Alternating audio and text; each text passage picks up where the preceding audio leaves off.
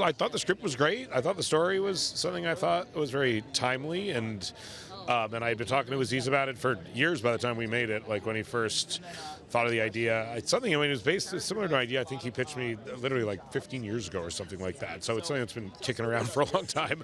Yeah.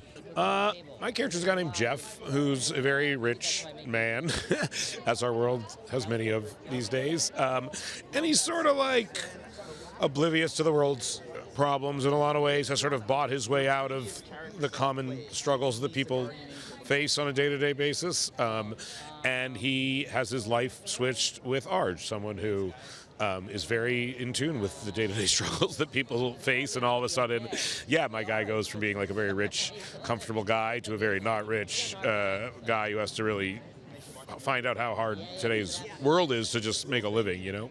I mean, the cast's so good. Like, I mean, he's obviously a very funny guy, someone I've worked with many times over the years, and Keanu, you know, is probably the star of one of the first comedies I was ever truly a fan of, in the form of Bill and Ted's Excellent Adventure, which I think came out when I was like 7 or 8 years old, and was honestly one of my first favorite movies, you know?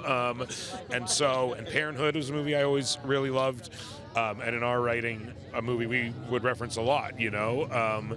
And so he's someone I've always thought was unbelievably funny. And The Matrix and the John Wick movies, I mean, he makes some of the best movies out there, I think. Also, Keke Palmer's hilarious.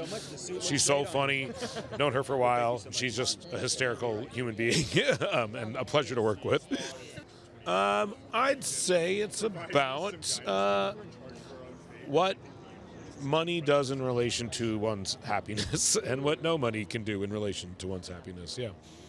I mean, I think to me, just like if a movie's really funny, then it's earned its way into a theater. And I think there's no better way to watch comedy than in a room full of other people. And for me, some of my like greatest memories in theaters have been like in comedies that are really funny. And so I think the movie's actually funny. So I think it for sure is something that it's better to see in a room full of people. Yeah.